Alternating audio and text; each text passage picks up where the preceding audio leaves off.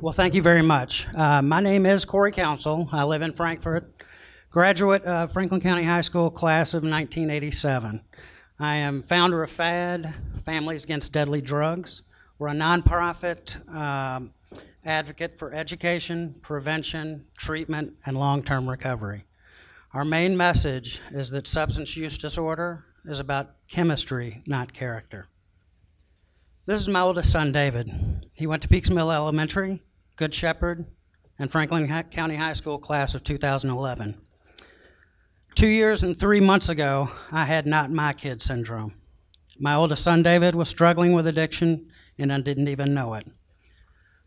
I was the father that recorded the band performances from the top of the press box and was ignorant to what drugs do to the brain. I thought it was a choice to use, and repeatedly told him simply, just stop. Not my kid. You see, at 11 years old, David got his black belt in Taekwondo, which teaches discipline and confidence. Early concerns about drugs and alcohol? Not my kid. At 12 years old, I took David and his younger brother Charles to Pascagoula, Mississippi for Hurricane Katrina cleanup without a destination.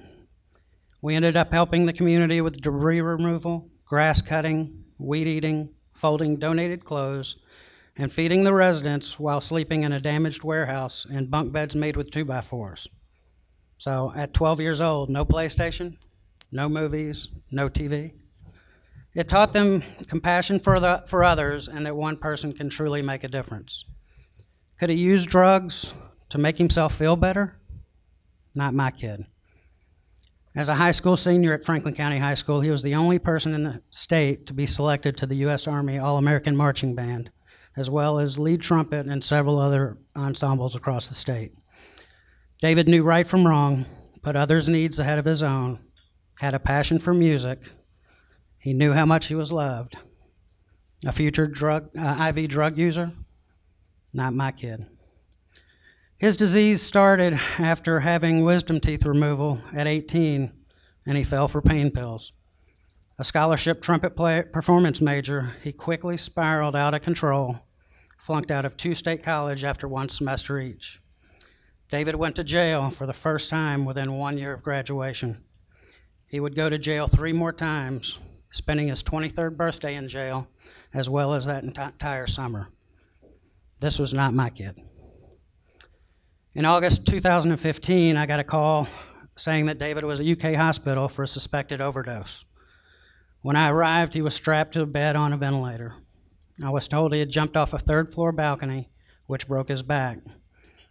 But he got up, started running. It took 4 firemen and 3 Lexington police officers to get him under control. I was stunned. This is not my kid. But I told myself this had to be rock bottom, right? I convinced myself that this would be his wake-up call. Not my kid.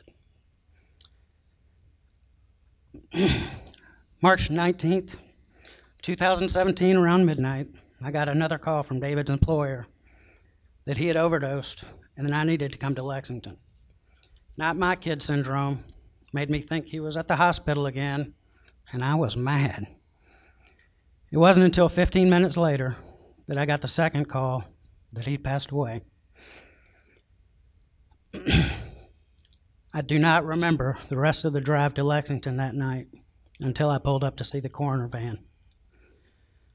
So my son, David, died alone with a needle in his arm due to accidental overdose of cocaine and Xanax, speedballing. That is when my education by hindsight began. So today marks 780 days of what ifs and heartbreak. David will be forever 23. So yes, it was my kid, and it could be any of yours.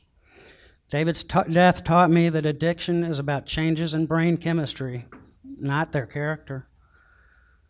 No one chooses to become an addict. It starts with a bad decision. David chose to be a professional trumpet player, but his bad decisions took him to his grave. Pain, like the removal of wisdom teeth, can be minimized with Advil or Tylenol. The prescription pain medicines are very strong and addictive if used for more than 5 days in a row.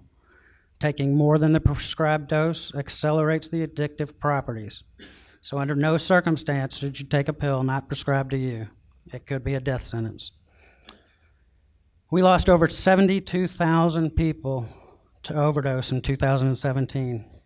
That's one death every 8 minutes. So someone else lost their child while I was telling David's journey. In Frankfort in 2017, we lost 25. That's more than 2 a month. That's not okay. So I talk to kids and I tell them, please do not experiment with drugs or alcohol. Their brain continues to develop until age 25, and so alcohol and drugs, which includes nicotine, severely affects their development and decision making. I tell them to make their parents proud of their decisions, not sad for the rest of their lives. I am thankful that we have some tools to combat this epidemic, but we are desperately short of treatment facilities and funds to help treat substance use disorder. Tools like Casey's Law, where you can get involuntary treatment for a loved one, child, or adult, are becoming more widely known. Private citizens are arming themselves with Narcan, and police departments like Georgetown, Versailles, Alexandria are adopting more compassionate community policing with the Angel program, and we see daily examples that recovery works.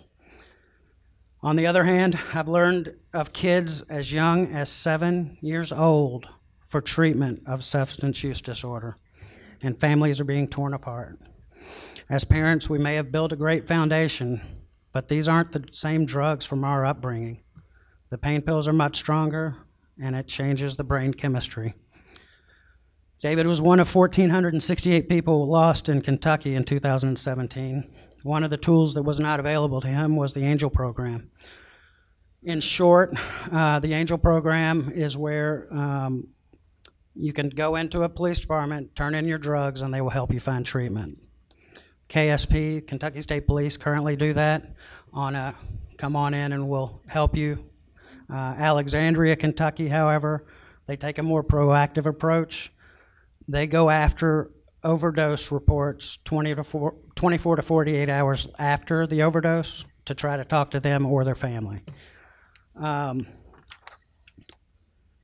one thing the Angel program does is crime drops as much as 38% when we're putting people in treatment instead of jail. We can't lock them all up. So one question I usually get is, what can I do to help? So there's 3 simple things that every one of you can do. One, for prevention, don't be a drug dealer. What I mean by that is your medicine cabinets, knee surgery, tooth removal. If you've got that stuff in your medicine cabinet, your kids or grandkids can definitely get that. Number 2, treatment. We have to stop the negative stigma by using proper language. I can tell you personally, words like junkie, loser, piece of crap, they make people say, well, they made their choice, let them die. Those phrases only prevent those suffering from finding treatment. Number 3 is recovery. So please go arm yourself with Narcan. It'll save a life, and you may arm yourself with Narcan so you can save a life, so someone may find long-term recovery. They cannot recover if they're dead. Another question I get is, what's your biggest what if? Well, on the banner over here, there are 2 pictures of David. The left picture is his senior picture in high school. The right picture is one year later. So my biggest what if is, how did I not notice, instead of the freshman 15, he lost 20?